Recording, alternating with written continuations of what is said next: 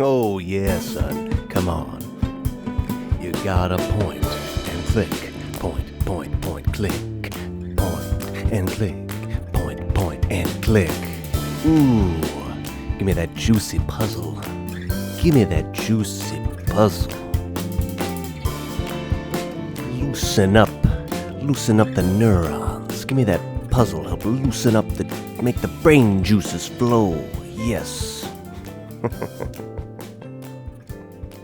Catherine. Welcome to Sentimental Fools. Alright? Okay. Today we're talking about the thing that gives me more nostalgia than anything. Okay? Highest level nostalgic value for the old Chris. Alright? So it's very special to me. Really brings me back to being a kid. And I have a lot of feelings about it. Okay? A lot to unpack. So it's going to be fun. But yeah, today we're talking about an old game. An old computer game that when it came out, it was an absolute phenomenon. Okay? Some of you may remember. Some of you may not. Depends how old you are. Depends what kind of stuff you're into. But we're talking about Myst. Right? From Cyan Studios back in the day. The first Myst computer game, a point-and-click puzzle-solving adventure game, came out in 1993. Okay? I was just a little baby. All right? I was, I was two in 1983? Or 1993, sorry. Okay? But I remember this thing because it was, like I said, it was a phenomenon. When this thing came out, it was just straight word of mouth. One person played it and they told all their friends, you gotta check this out. That's how it got on the radar of my parents. That's how it's got in the house. One of their friends was like, oh my God, I'm playing Myst. If you played Myst, you got to get in there. All right? Absolute phenomenon. So, back in the day of early computer games, there were a lot of point-and-click puzzle-solving games that came out. All right? I haven't played many of them. Honestly, Myst kind of spoiled me on the point-and-click genre. I played a couple others. There was a company called Interplay, and they released a few point-and-click games that I thought were pretty good. And in fun environments, we had a mummy game that they came out with, I don't know, Curse of the Pharaoh or something, I forget. But that was really fun. And they had a Frankenstein game, which I highly recommend looking up some video from it. It's from Interplay, and it's called Frankenstein Through the Eyes of the Monster, where you play as Frankenstein's monster, trying to figure out how to escape Dr. Frankenstein's castle. And it's pretty fun, very atmospheric, great music, really fun vibe. You get to punch an octopus, okay? That's great. That's always a plus, you know? Anytime I'm playing a game, it's just like, oh, have you played Fallout 4? Yeah, pretty good. Didn't get to punch an octopus, though. Didn't get to punch an octopus. So how good is it really, you know? I'm not even joking. You do get to fight an octopus. It's great. But the reason I say go and check out some video from it is that Dr. Frankenstein in-game is played by Tim Curry. Tim Curry is he is down for stuff. He has always been just down for stuff. He's like, what is it? Sounds cool. And he puts his all into it every time. Respect the shit out of Mr. Curry, all right? And yeah, he's Dr. Frankenstein. It's rad. It's fun. You know, the game opens up and you're Frankenstein's monster. You're the monster. You're lying back on the table looking up. You've just come back to life. You know, just come back online. And there's Tim Curry looking down at you with his fucking goatee. You know, it's great. It's so fun. It's so much fun. Anyway, so yeah, I played a couple others like that. I tried a couple others at the when I was a kid growing up, and they were okay. Myst spoiled me. I feel that in general, for this genre of game, Myst just nailed it. Everything that a game like this should be, Myst nailed it, you know? And so any other point and click game that I played, it was always, maybe unfairly so, judged against Myst. Maybe some of these games were good in their own right, but I couldn't help it. I judged it against Myst, and they just all fell short. For example, I played several point and click games, or at least I tried to before, I just got pissed, that were too concerned with item collection and combination. I don't mind a little bit of item collection and item combination, right? But some games, it seems to be like the whole mechanic of the game is you collect items and you use those items in certain spots to advance the story, right? But it's, unless the game is designed very well, a lot of times you just don't know what items you're supposed to combine together to make a different item. It's just not always obvious, and so you just end up trying every item in every spot. You're just standing in front of a door that you can interact with, and you're like, I don't know, the wrench? No. The hammer? No. The wire? No. The rope? No. And it's like the whole game is like that. And it's not fun. And there were a lot of games like that. I'm sure if you remember playing games like this, you remember having that feeling at some point. And then there were other games that had a good atmosphere, that had a nice vibe, good music, good things. But the puzzles, they were too concentrated. I don't have a lot of fun, figuring out Rubik's Cube algorithms. I know a lot of people do. I really don't. And there were some games, and I don't have fun with slide puzzles. You know what I'm talking about? They used to be like kids' toys. You used to see them all over the place, like little slide puzzles where you figure out how to put the picture back together. It's like a physical thing. A bunch of sliding squares. You figure out how to move the squares through. Not a huge fan of those either. It's just too concentrated. Again, Myst kind of spoiled me on this kind of thing. So there was some games that came out that they didn't take advantage of it being a game, being a computer game, being a world you could exist in.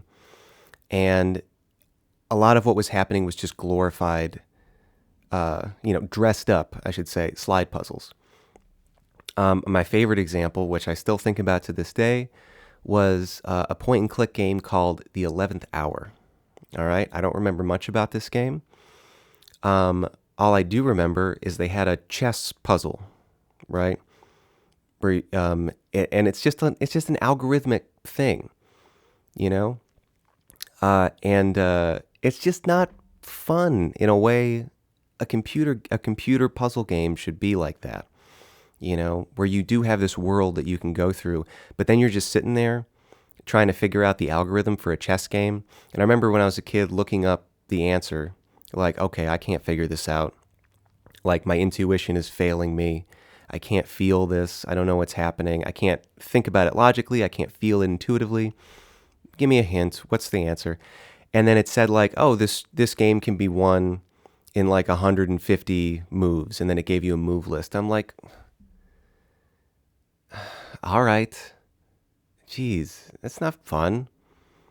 Got to do 150 correct moves. And I'm sure there was some way to feel it out. I'm sure there was some trick to it, but it wasn't enjoyable to try to figure that out.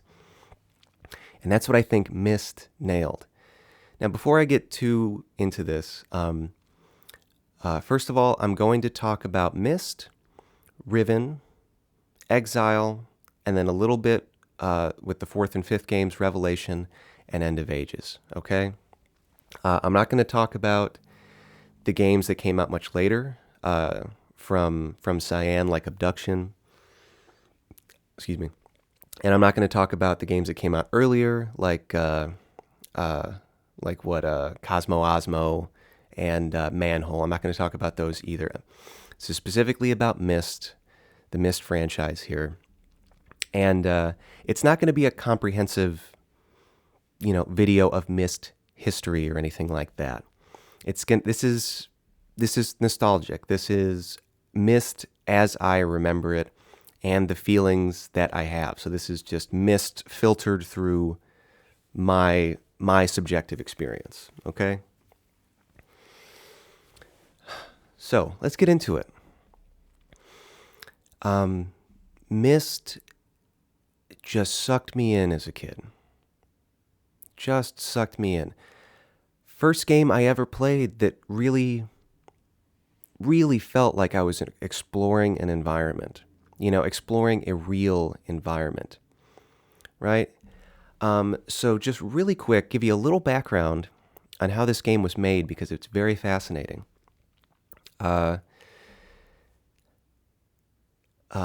This game was made in a Macintosh program called HyperCard. Okay? The program itself is very simple, and it wasn't really intended to be used in this way. It was, I believe, more so intended to be used kind of like a PowerPoint thing, like a way to give like a presentation. And so, very simple idea, right? It's called HyperCard. There's actually, to this day, still a whole HyperCard community because it was a program that really inspired a lot of creativity, right? Because at the basic level, it gives you a little screen, right? You can put whatever you want on the screen, text, images, whatever, and then it allows you to make buttons. So you have you have your card, you have a picture on it, you have a word, and it allows you to make buttons, invisible buttons, where you can say like, if you have an image, you can say like, make a button on a part of that image, right? Click on that invisible button, and you tell it, like this button links to this other card. So you can set up this network of interlinked pages or cards that you can navigate by clicking on each one, right? So you can create these like flowcharts kind of. And so these guys use that to make games where you make like a photorealistic image, right? And you make invisible buttons on that image, right? You make one to the left, one to the right, right? And when you hover over areas of that screen, you can click on that invisible button, and then it shifts to a different card that just represents like, you turning your head in that direction and seeing another view of the room you're in. Or for example, if you're looking at a picture and there's like a desk in the picture, right? They can put an invisible button on the desk, right? You can hover your cursor over the desk, click on that invisible button, and then it brings you to a new card with a close-up picture of the desk. And so through that, they were able to create these very immersive, like for the time, like photorealistic environments to explore, right? Very, very cool. No one had ever seen anything quite like that. And so that sucked people in right away. And as a kid, that's what sucked me in. Because I had a lot of trouble with the puzzles as a child. But I was just so enchanted by the environments that you could explore. So the first Myst game, you play this stranger, right? And they call him the stranger just so you can put yourself in his shoes, right? They don't make him a defined character that you see or really get to know. It's in an effort to allow you to just inhabit that character, put yourself in their place. You stumble upon a book, and the book opens up and it has this moving picture on the inside, very mysterious. And you touch your hand to the picture and you're transported, dropped into an entirely different world, right? and immediately the environment just sucks you in. And in fact, the vibe of the environment, like the architecture, the sensibilities, especially as the games go on, like they expanded on the vibe of these games in Riven and Exile. They like kind of formed my like architectural sensibilities.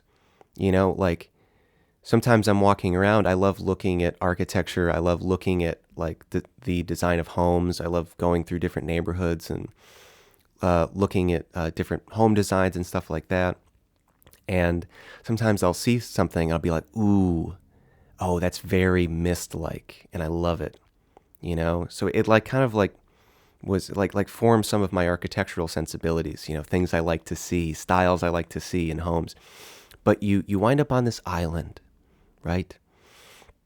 And with no information, no tutorial, right? And you just explore and you just uncover the story naturally over time, right? And so, yeah, as a kid, I was just sucked into the environment, right? You have these interesting contraptions, right? Weird buttons. You don't know what they do. Gears, switches with all these nice little sound effects attached to all of these things. The sound effects in Myst, again, the most potent nostalgic trigger for me. Nothing makes me feel more like a kid than hearing these sounds from Myst, first Myst. Hearing the music, hearing the soundtrack, hearing the sounds. Oh my God. I'm just like 3 or 4 years old again, And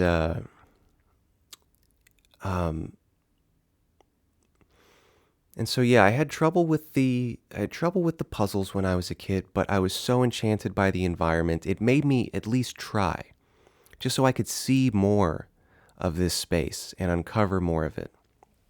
Now, my father, he really got into it. Growing up, it's the only game I ever saw him really get into. In general, not much of a game guy. Now, playing Myst at that time in the early 90s has given my father like a lifelong joy of playing quality puzzle games that remind him, that harken back to the vibe and the mechanics of Myst, because still, it's all judged against that standard. Myst pretty much just nailed it out of the gate. And I don't even think they knew how much they nailed it. And I'll go into that a little bit, in a little bit. But yeah, my dad to this day will still find good, like logic, environmental puzzle games on the iPhone App Store. And when he finds a really good one that has those same qualities, that has that same kind of environmental logic to it, that has a good flow to it, isn't too convoluted, is just that sweet spot of like you can figure it out, but it's still challenging. He's so excited. He sends me to it, tells me about it. And he's like, hey, you got to play this. He just wants to talk about it, and grouse about it and share that experience, So yeah, playing these games, it's just a lifelong appreciation for other things like this, and I have these strong memories. One of my most vivid memories of being a kid is, again, these games, they just suck you in, right? And especially back in the day when going on the internet and finding answers and hints to some of the more challenging puzzles, if you were up against a wall, it wasn't really accessible, especially in the very early days. It was not very accessible. The closest you could get is like, have a friend that is also playing these, and maybe they saw something that you didn't, and you're talking to them, and you're like, oh, I can't figure out how to navigate this area. I can't figure out how to get power to these things. And they go, oh, yeah, I had to think about it like this, and I did this, and you'd have to help each other in real time. And so this game really got in your head back in the day because some of the things were kind of challenging, right?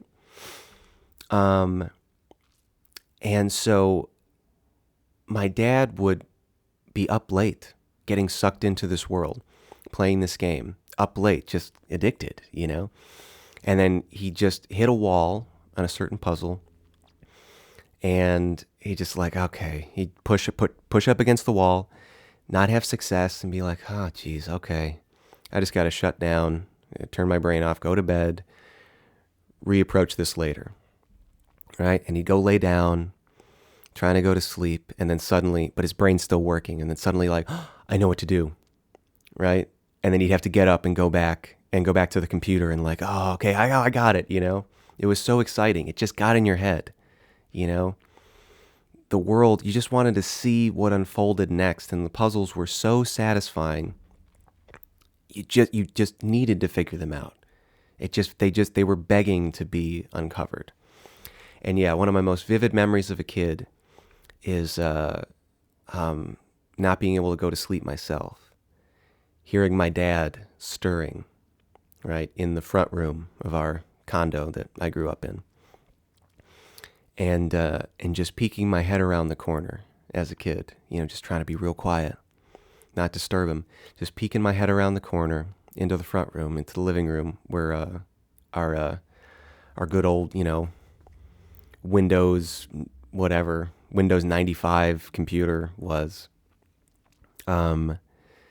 Big old gray box, you know, big old noisy gray box, classic stuff. And I would just peek my head around the corner. All the lights would be off, except the glow of the old CRT monitor, you know, with just lighting my dad's face as he was just squinted in concentration, right, trying to figure out these puzzles. And there was just something about it. I can't really articulate why. There was just something about seeing that always stuck with me. You know, just seeing him engrossed in something, you know, seeing him so focused. It's not something I saw many adults doing, like just really, really focused on a task like that, you know, really obsessed. So that always stuck with me. I can recall that image in my head. I can recall that feeling. And there was also something mysterious about it because, again, I was a little young to understand the logic puzzles, you know? And so there was something mysterious about it too. Like, what was going on in his head? How was he doing this? How was he figuring these things out? There was a little magic to it that I felt like I wanted to know. I wanted to know how to think in these ways, how to connect these ideas, you know, how to process this. Now, let's get into a little bit, before we move on to the other games, let's get into a little bit why Myst was so good. Okay, aside from an amazing vibe, incredibly atmospheric, right? The music just fit in perfectly. And actually, initially, they thought that it would not be good to have music. They thought that would affect the realism, you know, because they wanted it to feel very real and immersive. So they thought if there was music, that would take people out of it. But I'm very happy they included music because it's one of those lessons you learn, you know. When you're making a game, unless you're making specifically a simulation game, right? A racing simulator, a skateboarding simulator. And even in those, there comes a point where you have to sacrifice a little bit of realism for enjoyment of play, right? This wasn't a simulator, you know. This was art, you know. This was, you know, and when you're making art, it's not always about realism. You got to make those compromises. So they learned that lesson at that point, and they included some instrumental music in it. And oh my God, I'm getting goosebumps just thinking about it. It just, oh yeah, just conjuring memories of those songs brings me back. God damn. Yeah, it just brings you even deeper into the game. It just draws you in even more, right? So not only does it have an amazing vibe, right? Incredibly charming atmospheric music, just brain tickly sound effects for everything, right? The flick of a switch, right? I'm still getting goosebumps. The flick of a switch, the buzzing of an electrical circuit, right? The ticking of a gear mechanism, right? The hissing of a flame, the flow of water, all these little things. Oh God, they were so, oh God, they just tickle your brain. God, they were so nice. But the way that the game was set up, like I said, there were other point and click adventure games, you know? There were point and click adventure games for Commodore 64, for DOS, things like that. But this one, it was special, right? Because again, first of all, it wasn't obsessed with item collection and combination, right? There was things that you collected, but they weren't necessary for solving the puzzles. The things you collected in the game were diary pages. They just served to, as you progressed in the game,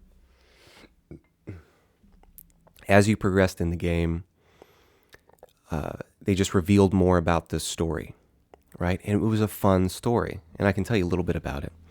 But it was a fun story, very intriguing. There was a man, a father, named Atris, okay? And he had been passed down a particular talent, a skill of writing, right? And just like someone can create a whole world when they're writing a piece of fiction, right? Build a whole world in your imagination, right? So, and they called it the art, right? And they could do it for real. You write an age, they call it, another word for a world, a dimension, whatever you want to call it, that you write it in a specific way in a book, and it actually creates that world. And you can touch the book, and you can go into that place, right? Now, of course, this is just a fun way to incorporate the idea of like game levels into a story in a way that makes sense, so it feels less like a game, more like a real thing, right? But still, super fun, super engaging. I love it, right? So he has this ability that's been passed down. And there's actually a lot of Myst lore that has happened over the course of all these games being made. There's been a ton of backstory filling in the blanks. Yeah, if you like Myst, or if you just remember Myst, look up some videos on YouTube of like Myst lore. It's actually pretty fucking cool. Pretty fun. And it goes back a long time. Because again, these games just stuck with people. They inspired people. And yeah, that's what happens with any property that just really gets under people's skin in a good way, just really sticks with people, is they just want to expand on it, right? Just make the world bigger, deeper, everything like that, right? Now, Atris had 2 sons, and he tried to teach them the art of writing ages. However, their skills outpaced their maturity, right? Which happens a lot, right? Happens all the time, just in life, where technology outpaces our maturity to use it, right? In ways that are conducive to our basic human interests, things like that, right? Those things are not always moving at the same pace, right? So he had one son, I believe his name was Sirius, and the other son, Akinar. And they both handled this skill immaturely in different ways. Sirius was obsessed with, he was more of like a refined gentleman, right? Had aspirations of, being a bit of an aristocrat, right? A taste for the finer things in life.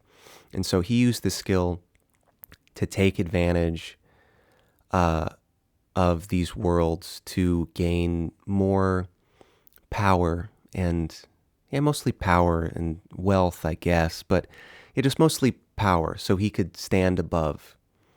He could rule over these worlds that he was creating.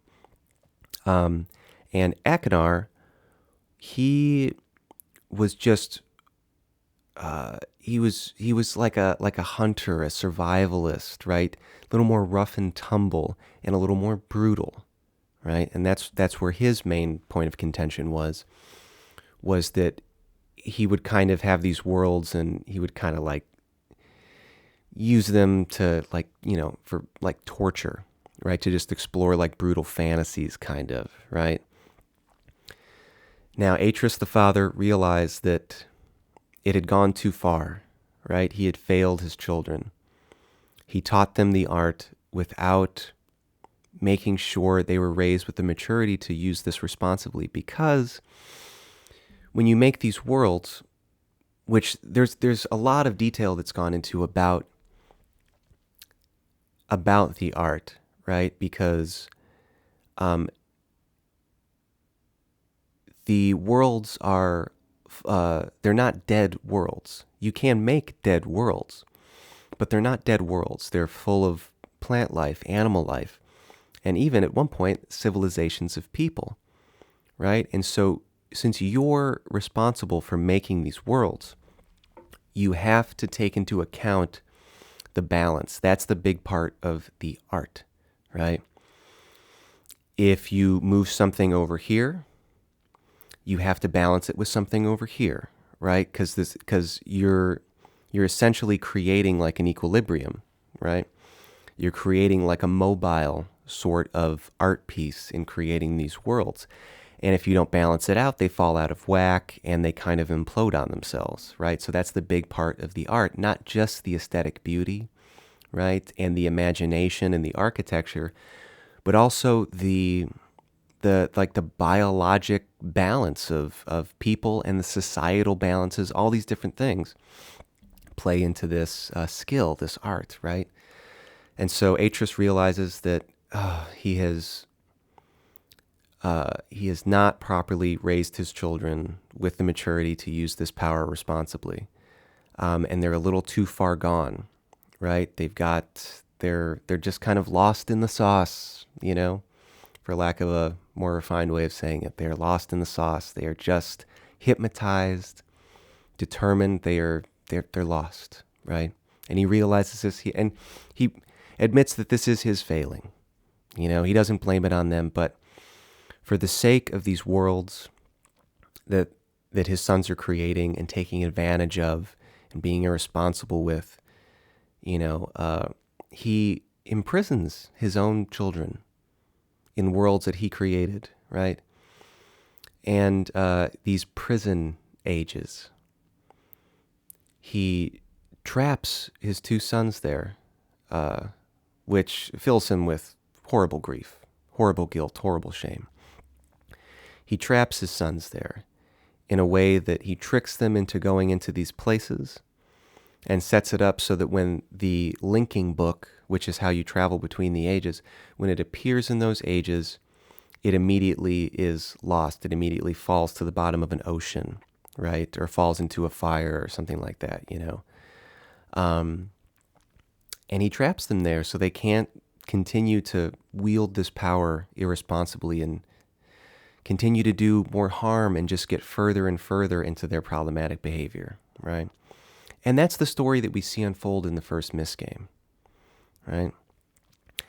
And I won't go into much of the stories of the other games, but yeah, I'll give you that as just a basis, because all the other games revolve around this father-son relationship, exploring this story from different angles and different time periods. It kind of jumps around. And yeah, and so that's the story that's slowly uncovered as you play the first Myst game, right? You learn more about each of his sons, these brothers, and the game has multiple endings, depending on which way you decide to go. So there's like two, quote, bad endings, and there's a good ending. And that good ending represents the middle path, right? There's two bad endings where you side with one of the brothers because they spend the entire game. As you learn more about them, they're communicating with you from their prison ages, and they're each trying to trick you in their own way.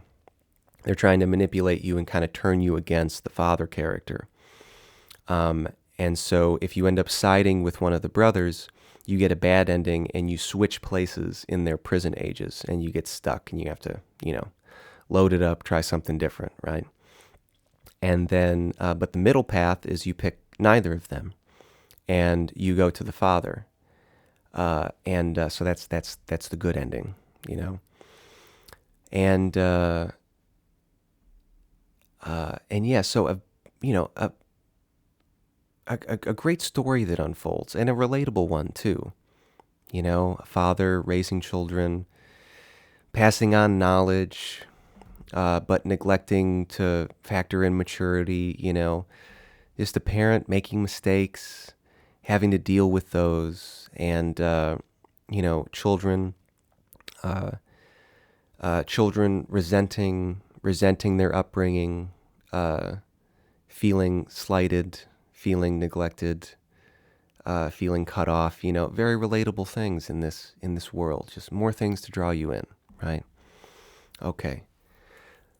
So now let's talk about the main meat of the Myst game is the puzzle solving, right? And this is where more than anything Myst nailed it. And yeah, any quality logic puzzle game that you find today, I feel it has its roots in the kind of thing that Myst did, right? So essentially, we have a kind of a slide puzzle sort of situation. However, where like you move one thing and that affects something else, and you have to intuitively figure out how these things fit together, but spread over a world, spread over an environment. And that was a beautiful thing.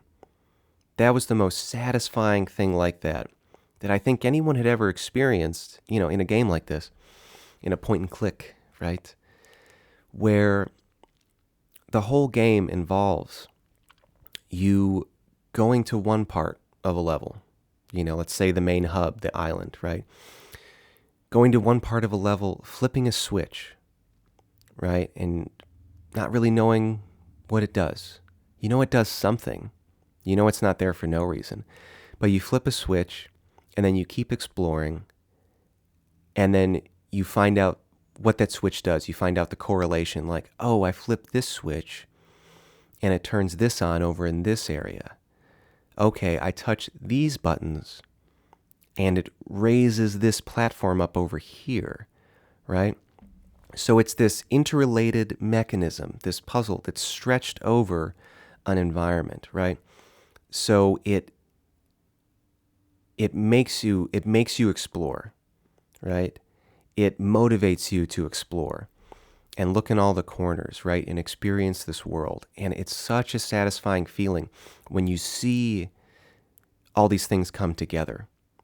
When you see like, okay, I figured out like this is the way to open the door in the library, right? And that leads to this passage. And then I go up and there's this spinning dome. And depending on which place, the position of the dome, it reveals different symbols and numbers. And you explore the rest of the island, realize like, oh, this piece of machinery wants coordinates in space. And this area of the map has these buttons with different symbols on it. And this area of the map needs a particular, it's like a electric generator that needs voltage. And these numbers on this like spinning dome that are etched into it like relate to all of these things. And right, so you get the voltage correctly, on this thing, and that powers up the rest of the island. And then the switches, you're like, oh, these switches circulate the electricity around, and like, okay. And as you unlock more of these puzzles, you're able to go into several other ages, right? Several other levels, little worlds, right? That all have a different vibe. All so cool. There's Channelwood, okay? Maybe my favorite, Channelwood, a swampy kind of place, right? Where you walk around on wooden like bridges over this swampy environment with tall trees that have a bunch of houses built into the trees and suspended bridges that you walk between, you know? So mysterious, so fun. And then you have the mechanical age, right? This floating home suspended in a gigantic its foundation is like a clockwork mechanism out in the middle of nowhere in the ocean, you know? So vibey, everything different, right? And here is my biggest thing with puzzle games like this, okay? And Myst nailed it out the gate just because of their limitations, you know, and their desire to create all these tiny worlds, right, that you explore. If you want a good environmental puzzle game, right, you have to establish strict limitations, okay? The player has to know in what is the boundary of the area that they are working in to solve a particular puzzle, right? Meaning, there's a lot of like escape room type things. Obviously, you can go do an escape room in real life. There's a lot of escape room games, right? You have the element in that, right? You know that this room is locked and that the answer to getting out of this room, it's for sure in this room, right? There's no other spot. There's no other rooms. The answers are here, right? So that allows your brain to focus in, get in the right gear. And Myst did that right back in 1993. They had strict limitations, right? Because when you enter a smaller age, when you enter one of the other levels, right, you can't get back out of that level until you find the linking book, right? So you know, like when you found the linking book, cool, I have solved the puzzles of this level, and you can't get out, right? So you know that the answers to the puzzle, right, whatever you need to solve, it's all there. It's all in these tiny spaces, and they're not big worlds, you know?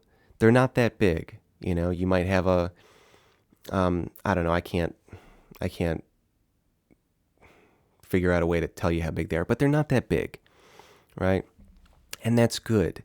I feel like if you have an environmental puzzle to solve, if the area you have is too big, or you don't establish good boundaries over like what you know, the area that this puzzle will be solved in, man, it just fucking ruins it. You know, not entirely, but pretty much. It's just infuriating because you never know, right? Maybe is there something I missed in a previous area, right? And that is such an aggravating, annoying thought as you're throwing yourself against a wall trying to solve a puzzle.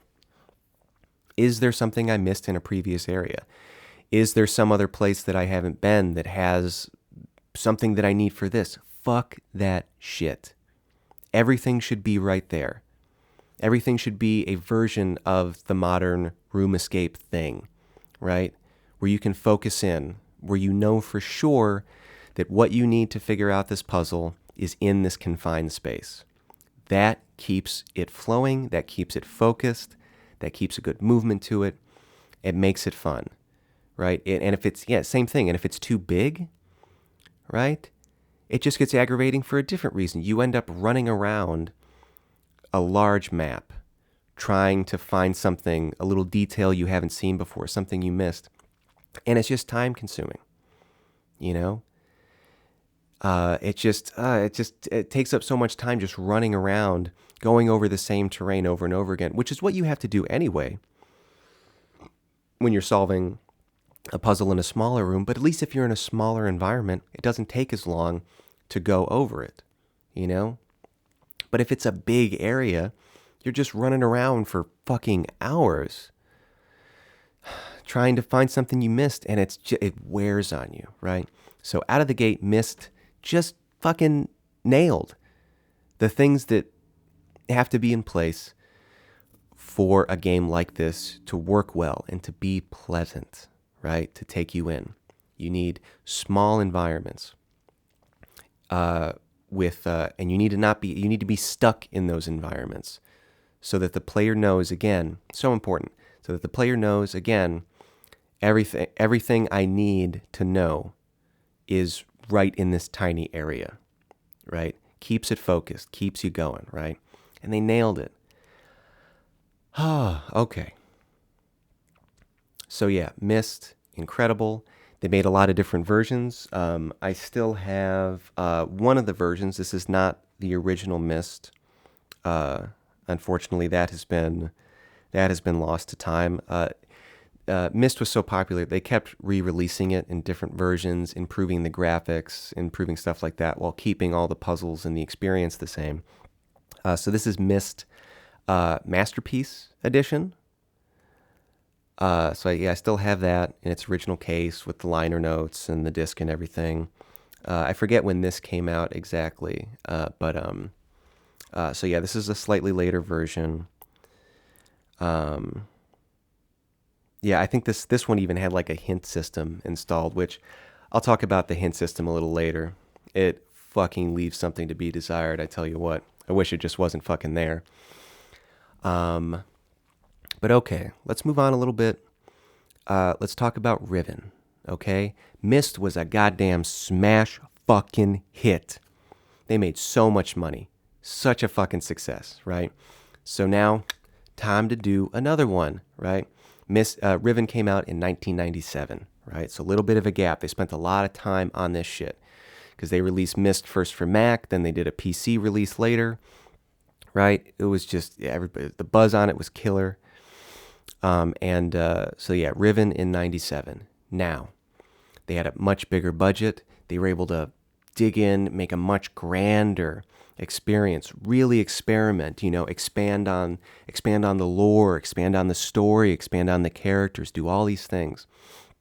And there is a lot to appreciate about Riven. And for some people, Riven is their favorite one, and it is not mine. I appreciate some things about it so much. The game is fucking beautiful, right? Beautiful tropical forest environments, right? This is when they really started to cement the Myst kind of architecture. And, it's gorgeous. It's so charming. If I had unlimited funds and I could have somebody build me my dream house, I would tell them 100%, look at pictures from Riven and Exile and Revelation and make me a house that looks in that style. I would fucking die for that. Top of my list, my favorite thing to see. It's just, there's like a flow to everything. There's a charming elegance to it. Look up some pictures. Maybe I'll put some up. I guess I can do that. I guess I have the power to show you,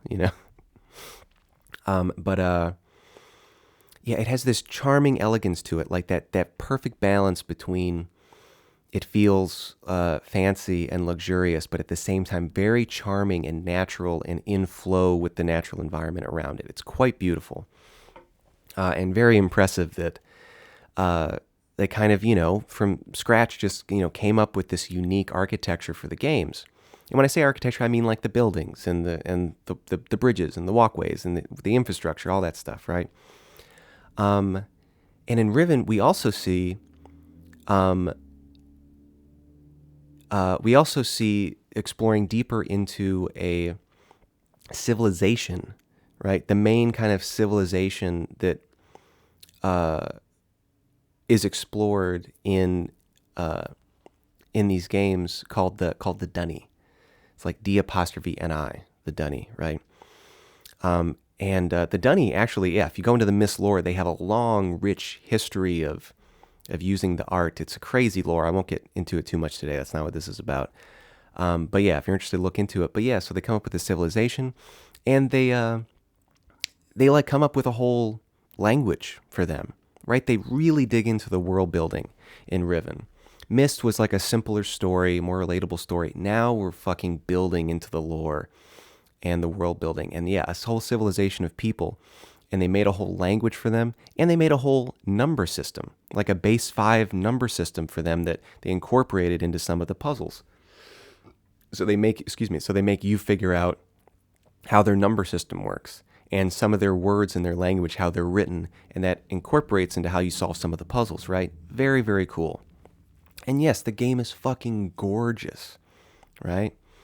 And here, I do have the original Riven, okay? This is original, like when it came out. Riven, baby. Big, thick boy. What, 5-disc set, Riven. I mean, and look at that picture. Such a vibey picture, right? And you don't get to explore that world till later in the game, and it's just, it creates like some mystery, right? So yeah, I'll show you one of the discs. Yeah, classic shit. Oh, it's falling apart. It's all falling apart, guys. Here, that's a good one of the discs, right? Okay. So yeah, it's great. There's so much to appreciate. Now, actually, as I'm thinking about this, this is actually interesting. So, I feel in a similar way about Myst and Riven. Ooh, I got a sneeze coming. Oh, come on. Give me that good sneeze. God damn it, it got away from me. God, I love sneezing so fucking much. Okay, maybe it'll come back. I feel a similar way about Myst and Riven as I do about Zelda Ocarina of Time and Zelda Majora's Mask. Okay? I feel that Ocarina of Time struck the perfect balance between story and lore and like art and gameplay, right? Perfectly balanced. Whereas Majora's Mask, it was heavier on like the storytelling, lore, like art, creativity side at the expense of the gameplay to some degree. I was extremely frustrated with some of the gameplay in Majora's Mask. I played that shit 100 goddamn fucking percent back in the day. And I'm very, very happy I did. And I got the full Majora's Mask experience, right? Every corner, every mask, everything, right? But I'm never fucking doing that again because it drove me insane doing it, right? I lost my damn mind doing that shit, right? But it's one of the games most rich in artistic creativity, lore, character creativity, like just all these little stories, right? And I feel the same way about Myst and Riven. Myst, I felt, was the perfect balance of story, art, artistic expression, and gameplay. Riven, way more lore, way more artistic expression, right? Beautiful game, but at the expense of the gameplay a bit. And I'll explain. So, Riven, like I was saying, it's so important for these games to have reasonably small environments to trap you in, to solve puzzles in. So there's strict boundaries and limitations that right? Riven fucked it up, right? Riven's still pretty playable, but they fucked it up. And I get it, okay? I get why they did it. They made one huge world to explore, right? One big old world. And that's why there's multiple discs. That's why there's 5 discs, right? And I'll explain. Hold on. Look at this bullshit. This is bothering me. Oh, whatever. Let's put this back here. That's why Riven has 5 discs, right? Because on each one of these discs is a different part of the big world, right? Now, Riven is available in modern times. You can buy this shit on Steam, right? And it's all together, and you can explore the world just like you would any other first-person exploratory game, right? You can just smoothly walk through. You can point and click if you want to, but you can just do it like any other modern game, any other modern POV game, right? First-person game. So, but back in the day, if you wanted to play Riven, you had to do it on all these discs, and each one of those discs contained a different part of this gigantic island, right? This big world that you explore, right? And so you're moving through the island, you move across a bridge, and it's like, please insert disc 2, and then you move into a forest, and it's please insert disc 3, okay? So you have to switch out discs all the time as you navigate around this island, right? Now, it's not the end of the world. However, we run into this problem that I was talking about, right? You see clearly, like, okay, here's a puzzle that I have to solve, right? Here's a few things that I'm trying to figure out how they relate to one another, how to put these things together. But some of these puzzles, they're spread out. They're spread out throughout the big island, right? And, oh, God, it's infuriating, It's infuriating to, like, just always be thinking, did I miss something somewhere on the other side of this place? And it might take you goddamn 5 minutes to 10 minutes sometimes. And especially with switching to get back to different places to keep exploring and see things you didn't see before. And listen, that's fine if you have all the fucking time in the world, right? If you're like fucking a kid, right? And it's summer break, or you're fucking retired and you just got, and you're financially fine and you got time, right? That's fine. Why not? Take all day. Explore every nook and cranny. Enjoy yourself. Enjoy being immersed in the world. Take your time. It's almost a meditation. That's great. But for everybody fucking else, I don't have that kind of time. It's so unsatisfying to be sitting, just exploring a place for fucking hours and not make much progress. Just because maybe you're just missing something, And it sucks. It sucks, man. And then especially back in the day where, you're trying to move through this island, trying to find stuff you missed to put a puzzle together, and you got to switch discs 10 times, 15 times as you're going around trying to figure out, like, oh, did I miss a symbol on something? Is there a clue I'm not picking up? Whatever. Come on. Still, Riven, I've replayed it a few times. It's still fun, but it just gets to me like that. They just fucked that up, right? And again, I get it. I get the desire. Of course you would want to make this big world that you explore, right? It is more immersive, right? But it's at the expense of the flow of the gameplay. It's at the expense of the joy of playing a game like this, right? So I still recommend giving Riven a shot, right? But, don't go crazy, Don't lose your mind. Because, there's a few puzzles that involve clues spread around the entire place. There are a few more concentrated puzzles in the game, which are very satisfying, and I do enjoy, right? But the balance is off. Some of the big puzzles is just like, I don't even fucking care. It's not even fun when you figure it out. It's just like, great, thank God, I can fucking move on now. It's a bummer, right? So beautiful game. I respect it so much. All the fucking all the places that they dug deeper, right? The civilization, the language, the number system, the architecture, the vibe, the characters. It's all so fucking cool and worth experiencing if you like this world, that they made. But just not a good gameplay experience overall. And you might disagree. Again, there's some people, this is their favorite one. Ain't mine. Again, I'm a firm believer that to have a really good enjoyment of a game like this, I can't state it enough. I've been thinking about this for decades. You need to have tight confined, limited spaces to solve these puzzles in. That's what allows you to stay fucking focused, right? Anyway, okay, so that's Riven. Lot of fun, but some problems. Now, Myst 3 comes out in 2001, Exile, right?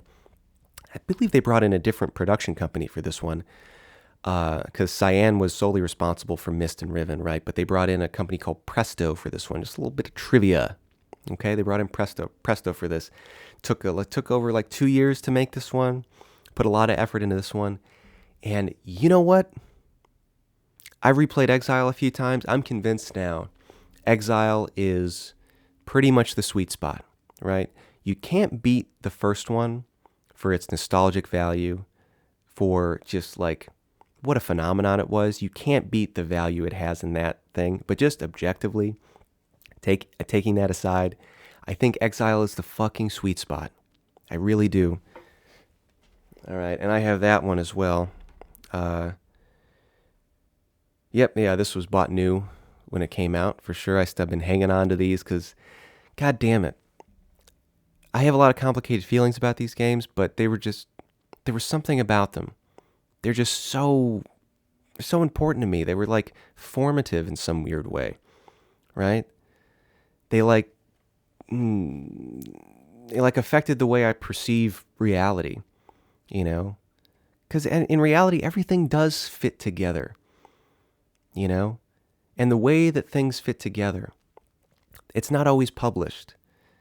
You know, it's not always obvious. They fit together in subtle ways, sometimes invisible ways, right? And I've kind of spent a lot of time thinking deeply on these unpublished, invisible connections, right? That link everything in reality together. So it was and which has led to a lot of like big epiphanies and, major, life revelations, big changes, things that spark new chapters of my life. So being exposed to these games like this as a kid, it was very formative.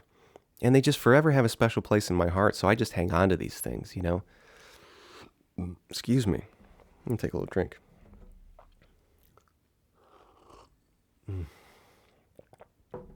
Doing some matcha today. Hell yeah. Smooth as butter. All right, so yeah, we got Exile. I think this is the fucking sweet spot, okay? Because we have a return to form, right? Again, we are transported to a hub world, just like the first game, with linking books to several smaller levels, right? But now we have a big jump in the quality of graphics from the first game, right? Big jump in the graphic quality. So now it's really immersive. It's beautiful. And that architecture that they had come up with and started to refine in Riven, right? They really let it loose in Exile. And so, yeah, the worlds are gorgeous. Oh, I love every little bit, every piece of machinery, every walkway, every staircase, every shelf, every desk, every banister, all these, everything. It's just so beautiful. And yeah, it's a return to form. A lot of different linking books in this hub world that you link to, and you're stuck in until you solve your way out of them. And it's perfect. The game has a beautiful flow to it, right? And there's still a little bit of challenge, but not so much that it drives you crazy, like here. And at this point, I will talk about the other thing that I think makes a perfect environmental puzzle game like these, okay? If you do get up against a wall with a particular puzzle, you can't figure out how to advance or, just make these things work together, whatever. If you just can't figure it out and you resort to looking up, like, just tell me how to do this. I just can't figure it out. I'm tired. I don't have time, whatever. When the answer to that puzzle is revealed to you, the feeling that you should have is, oh my God, it's so obvious. How did I not think of that? It's so obvious, right? That's how you know it's a good puzzle game. okay? It should be obvious in a way, right? It should have that same quality as a magic eye picture, right? Where it's the image that you're looking for, it's right there in front of you. It's right under your nose, right? You're just not looking at it the right way. That's how a perfect environmental puzzle should be, in my opinion. Okay? And I'd love to hear your feelings on that, by the way. If you feel differently, if you've had experiences with different kinds of puzzle mechanics that you really like, I would love to understand what it is that's special about those other ways, okay? Those other types of situations. I would love to know. But personally, that's what I think. It should be right under your nose. It should be obvious in a way, right? Just hidden. Just waiting for you to look at it from just the right perspective and see like, oh, of course. This connects to this, connects to this. Of course, I see how it works, right? It should be like that magic eye picture where as soon as you adjust your eyes in the right way, or in the case of these games, adjust your perspective, it becomes obvious. Oh, it's right there. It's a seal on a ball. It's a star. It's right there, right? That's how it should feel. And that's how it is in Exile. That's how it is in this one, right? All the puzzles looked at from the right way are obvious. Almost easy in a way, right? But they just require that little outside the box thinking. They just require that certain angle to look at them and see how these things fit together.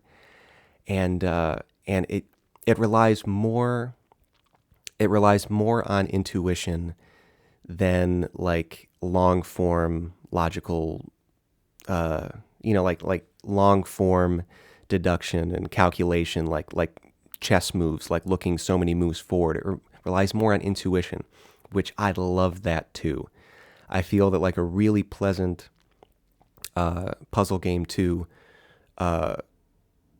relies more on your gut feelings than your like brain circuitry.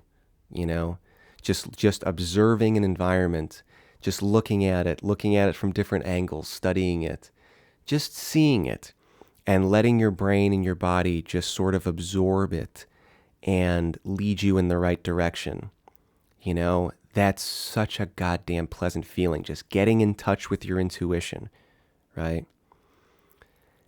And yeah, these games have had a big effect on how I look at different problems, If I have a problem in life or I'm, doing something, I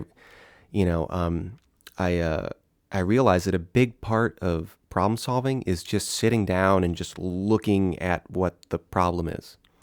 Just staring at it for a while and not really thinking about it. Just letting your body work it out, A lot of formative lessons in games like this because they did it in a very real way that made these games feel very alive, Incidentally, that came up in the, I'm sure a lot of you have read the classic book Zen and the Art of Motorcycle Maintenance. Used to be a standard reading in school back in the day too. But that's something that the author of that book said as well when like working on his motorcycle, that a big part of working on the motorcycle is just fucking sitting and just staring at it. Just like letting your body understand through looking at it like more about how these things fit together and how these things balance, Because that's what we're doing in these Myst games, We're just figuring out how these seemingly unrelated things work together and form some sort of balanced mechanism, right? And it's a beautiful thing. It's a beautiful thing because that's what we experience in real life all the time, right? So I think, yeah, again, Myst 3 Exile just nailed it, right? Because we have all the fun world building and graphical updates that we got in Riven, but a return to form with these tight, smaller areas to solve puzzles. They gave the game a lot of good movement, and just a pleasant feeling of just like flowing through these environments and figuring out how these things work together. And it was a really good satisfaction every time you figured it out. Every time you figured something out, you're just like, ooh, oh, that's great. And then you move on and you see new things, and it's so much fun. And the types of environments you explore are very fun and varied. There's always one that's like more based around machinery, one that's based more around nature, And yeah, it's a lot of fun. And we explore a little bit more of the story from a different angle, and it's a great time, right? So I think Myst 3 nailed it. I recommend that highly. In my opinion, if you want to go back and play one of these games, like to have a good time, not just for nostalgia, I go straight to Exile. It's the best in my opinion. Okay. Okay. Now we're gonna talk about Revelation and End of Ages. Okay. I don't have too much to say,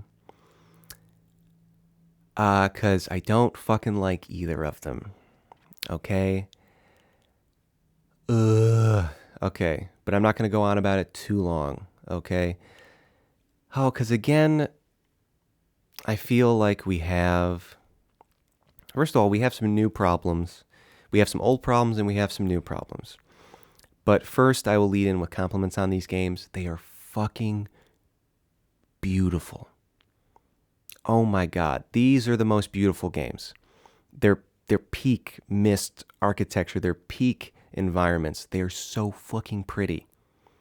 They're so fucking pretty and immersive. They're so creative, and some are mysterious and dark. Some are beautiful and natural, and some, oh my God, the architecture. Just eat it with a spoon. I love it. Okay? Hold on.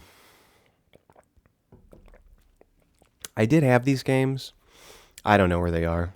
They're lost. You know why they're lost? Because I don't like them. Right? I like these games, and I've held on to them this whole time. Right? Because I see them and they make me happy. But yeah, these two, I see them. They do not make me happy. They piss me off. But again, compliment. They're gorgeous. They're gorgeous, and they're okay. They're okay. So let's talk about Revelation. This one heavily involved with Ubisoft, heavily involved in this one. Put a lot of effort into it, right? Now, so here's where I will give it credit, right? So they kept the form of returning to, going into smaller ages.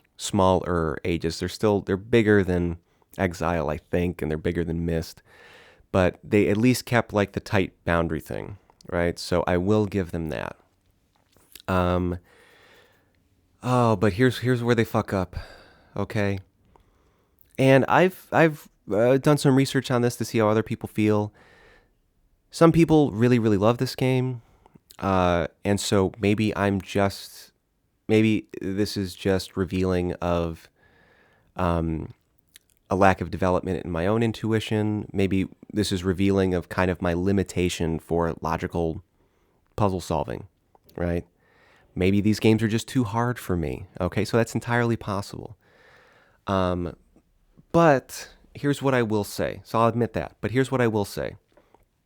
I ran into a wall a lot in Myst Revelation, okay? And I tried to play this again like last year, the year before, right? So not too long ago. I played it when it came out, and I just ran into so many walls, and it just stopped being fun. And I tried it again, 1 or 2 years ago to like give it another chance to see if like, well, I was a little younger when I played it when it came out, because it came out in 2004. So I was like, I don't know, I was like 13 or something.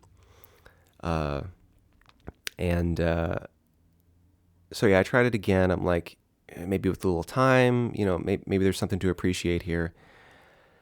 And yeah, still fucking upset. Still not fun. Still just leave the game feeling shittier than when I started, right? Not enough moments of satisfaction, okay? And here's why. Here's what I feel. So just like I said before,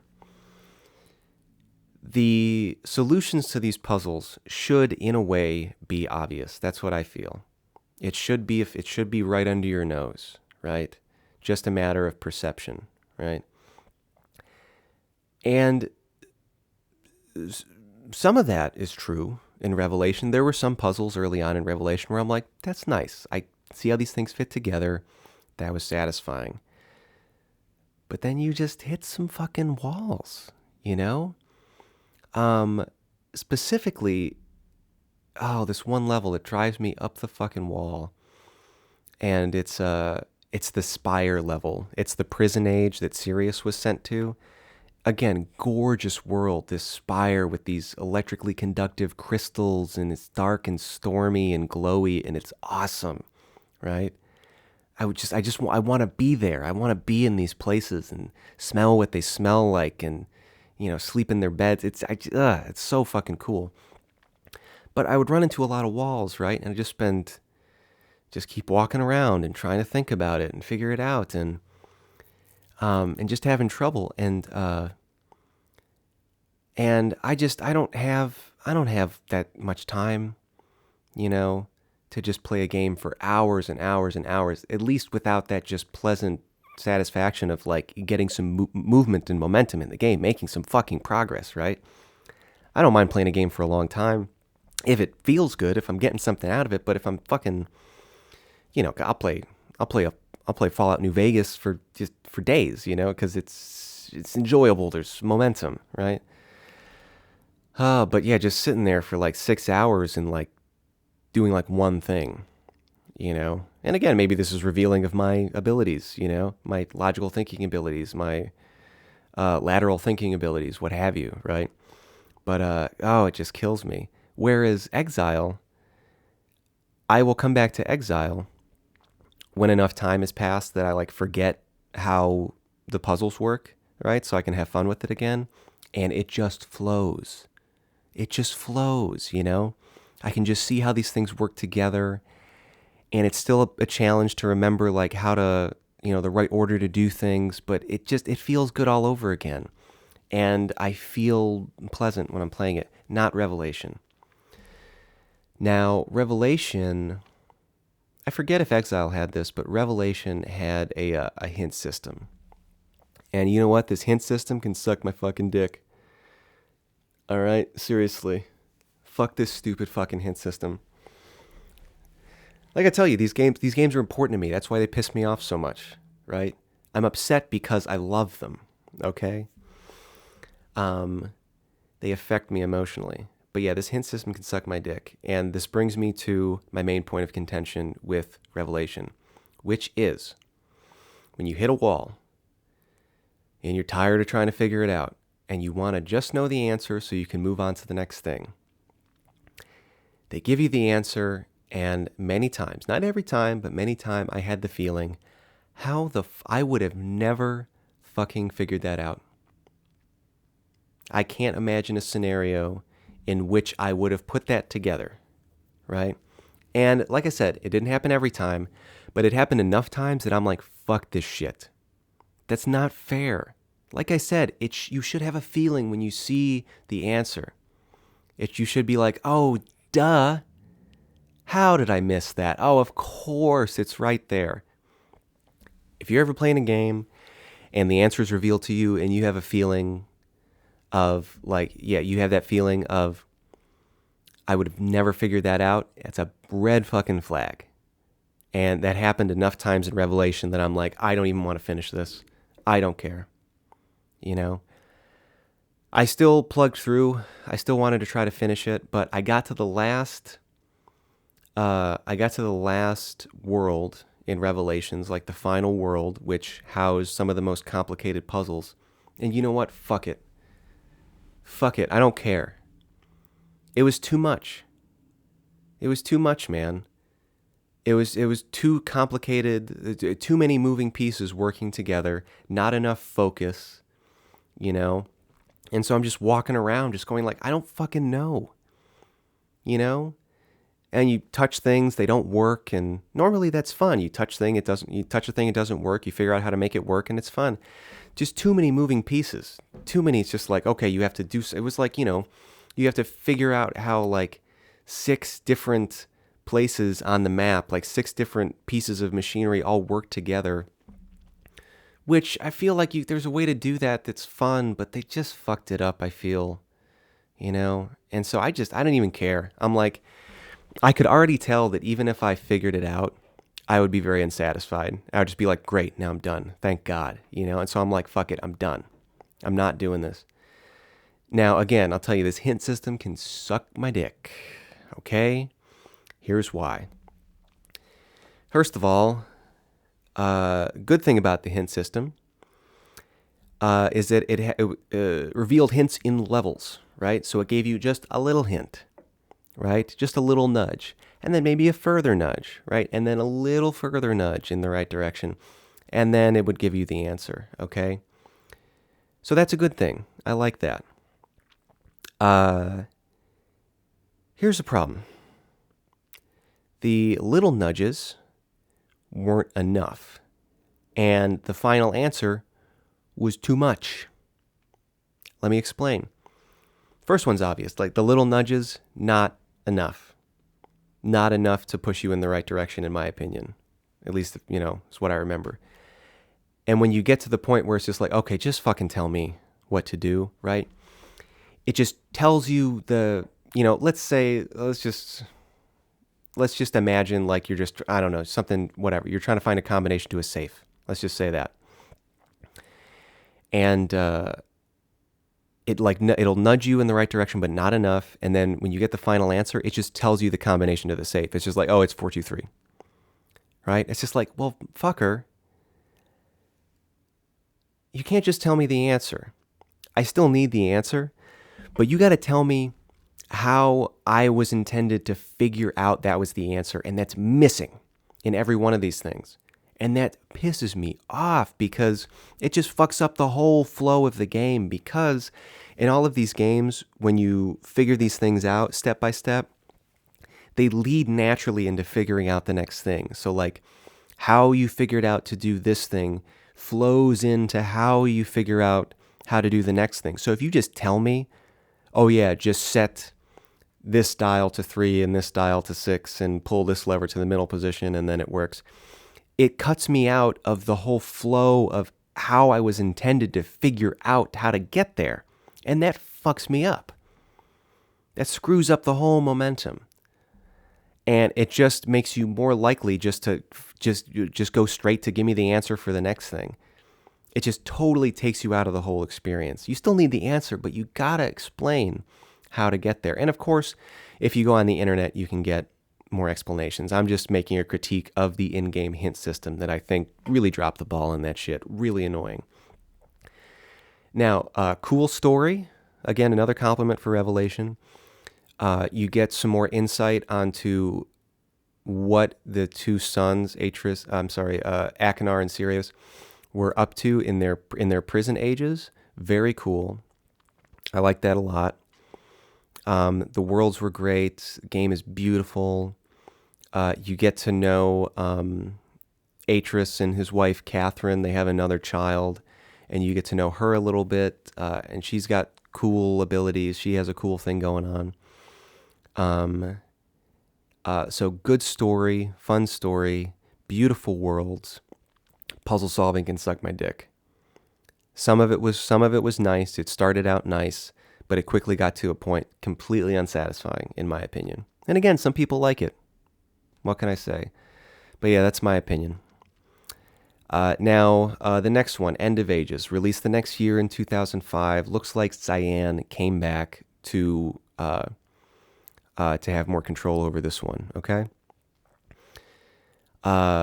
I have even less to say about End of Ages. I played it even less. And yeah, I don't have super strong feelings about End of Ages. If any of you played it and really liked it or have some more strong feelings about it, I'd love to know. But I was see, what happened was, when these games came out, I think a little bit after they both came out, my dad bought both of them, because they weren't advertised very much. So if you weren't like, I don't know, in the know, you didn't really know they came out. They weren't advertised well. So we found out about them a little later. My dad got excited. He's like, holy shit. While I wasn't looking, 2 new Myst games came out. And so he bought them both. and he was like, "Hey, let's you play one of them, I'll play the other one." And so I think like I played Revelation, I played 4, and he played End of Ages 5. And so I played a little of 5 later. So he played a little bit more. And we would, we'd play these games individually and then talk about our experiences. And we had pretty similar experiences. They were pretty much the same of like, just hitting walls with these puzzles and getting really frustrated, like uncomfortably frustrated in a not fun way, Because there was obviously a frustration with Myst and Riven and Exile, but it was fun. It was a fun frustration. There was a sense that the answer was right in front of your face. You could feel it. But in Revelation and End of Ages, there was like a feeling of the answer is just too hidden. Required too much effort, the recipe's just a little off, Not enough salt, something like that. Just a little off, Just it needs something. It fucked it up. And he was having similar experiences with End of Ages doing that, okay? So I don't have a lot of... I played it a little bit. I remember it not being so bad. But here's the one feeling I have about End of Ages that I can share with you. And again, if you have different experiences with End of Ages, if you really liked it, if you played it through, I'd love to know how you felt. I'd love to know your feelings. But I was... Revelation burned me out. And so I didn't have that much energy to play through End of Ages. But again, beautiful worlds. I remember a couple puzzles and they weren't so bad. But here's one feeling I have. They introduced a game mechanic where you had a slate, right? Like a rock slate. And you could draw on the slate, and it was incorporated a lot into, and like free draw on the slate with your cursor. And they incorporated that a lot into different puzzles because you would have to draw something specific on the slate, and that would cause a particular change in the environment of the world you were in. So maybe it would make it start raining.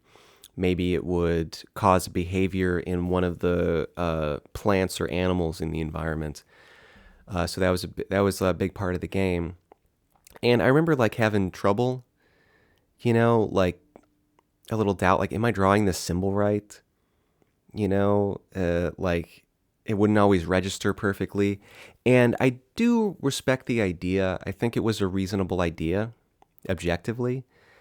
But you know what I feel? It's just fucking unnecessary. It's just fucking unnecessary.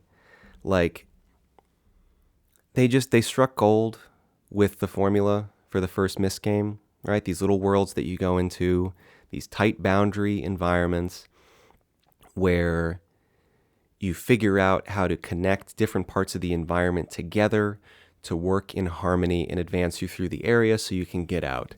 I think it's fucking perfect. It doesn't need anything else. It just needs variations on that. It doesn't need a new mechanic. It doesn't need extra bullshit, right? Just keep doing that, right? Just make new, interesting worlds, different environments, different vibes, the same sort of like puzzle solving mechanics, just with different objects in different places, That's all it needed. It didn't need some gimmicky mechanic, and that's how I feel about that. It's like, it's unnecessary. You nailed it. Just do variations on that, and we will be very, very happy, right? Keep it tight. Keep it simple, Just make variations on that, and then and then focus on continuing to make the story interesting, but just keep the gameplay tight and satisfying like that. And you're fucking golden, So maybe I'll give End of Ages a chance again at some point and see how I feel. But that's the one feeling I do have, is they added that new mechanic and it was stupid. It's objectively it's fun, but it's just it didn't need it.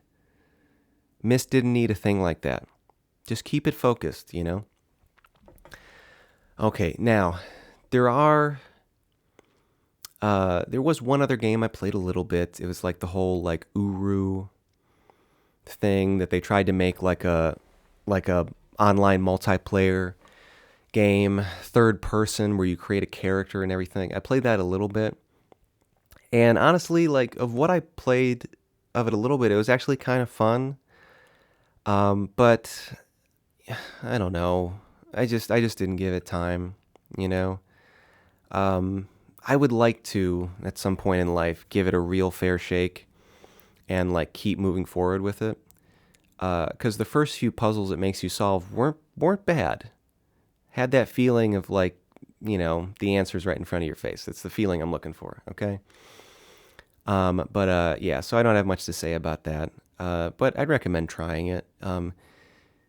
But anyway, yeah. So yeah, that's pretty much all my memories. Okay, those are all my memories, all my feelings about Myst and Riven and Exile and Revelation and End of Ages. Okay, I have successfully unloaded this section of my brain right onto the internet. Okay, thank you for that. Thank you for letting me get this out of my head once and for all. All right. But yeah, the reason I'm doing this and talking about this and have all these feelings is that, God, I love these games so much. They're just so fucking special. Like I said, nothing makes me feel more like a kid than thinking back to these games, and especially the first one. Um, and and yeah, in a strange way, they were very formative to how I see the world. You know, it's fascinating. Um, all started with a very creative use of a pretty simple piece of software, a very simple but kind of ingenious piece of software on old Macintosh computers called HyperCard. Super creative use of it. If you ever get a chance, look up interviews with uh, Rand and Robert Miller. Is that what it is? Let me not fuck this up.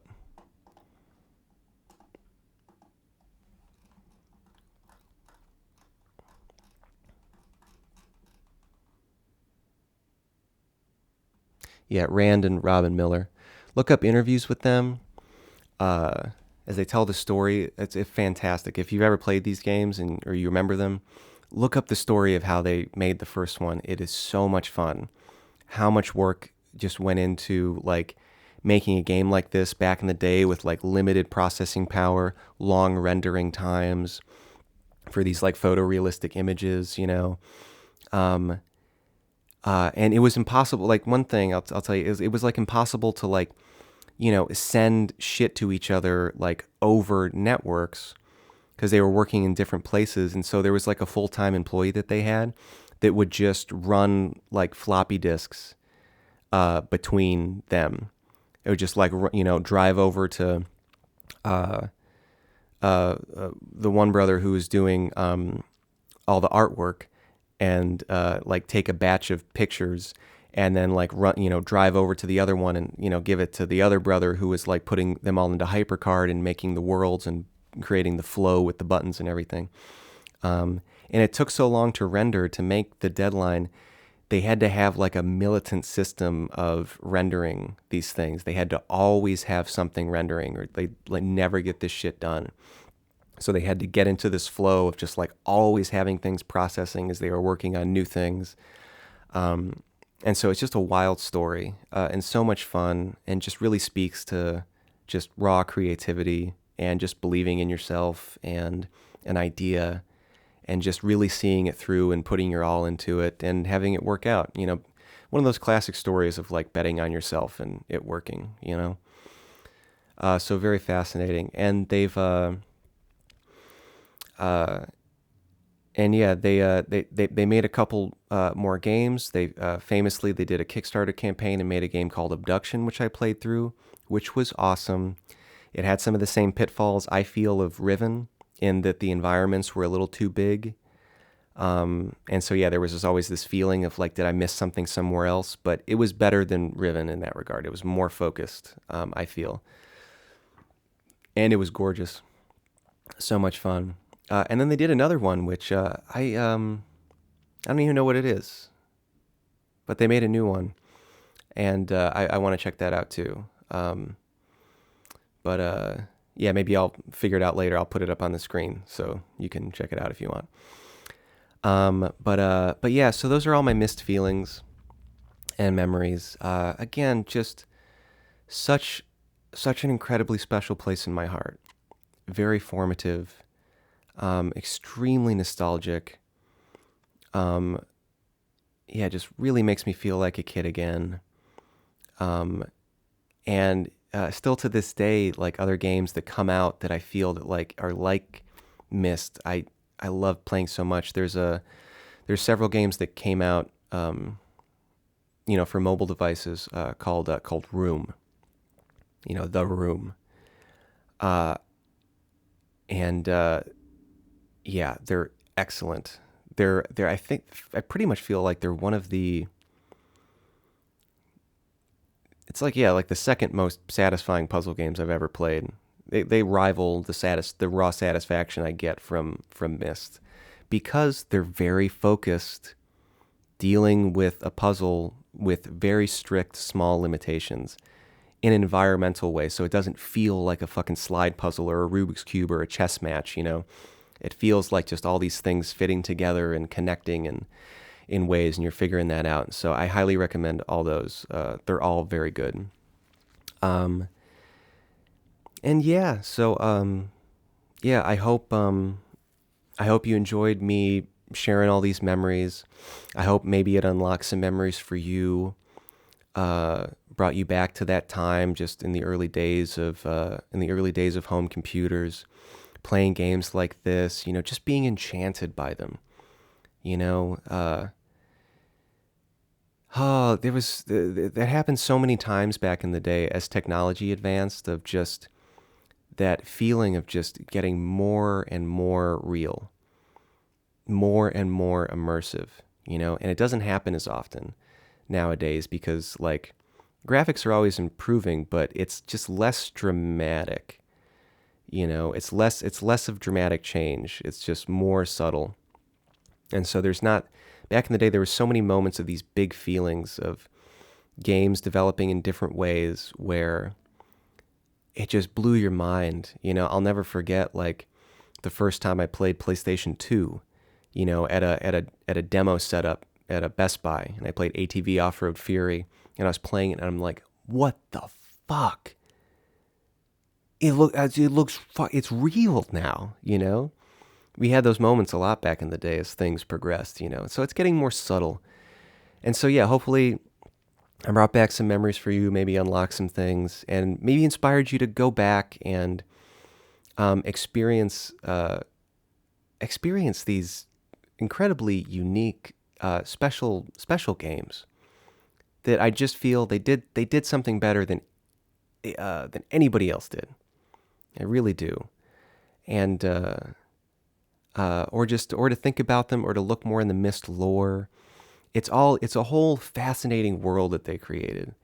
And it's kind of a beautiful thing. It's highly creative, big world building, all sorts of fun backstories that are relatable but also fantastical. A lot to unpack, and I hope maybe I brought back some memories or inspired you to unpack this a little bit yourself. And I really appreciate you, giving me the space to, go through these memories. I love talking about this stuff, but not everybody remembers. Not everybody remembers. So I wanted to put that out there. And yeah, I hope you enjoyed going through these. I hope this was interesting for you. And yeah, we'll end it there. As always, more to come. New episodes every Tuesday at 8 in the morning. All right? Okay.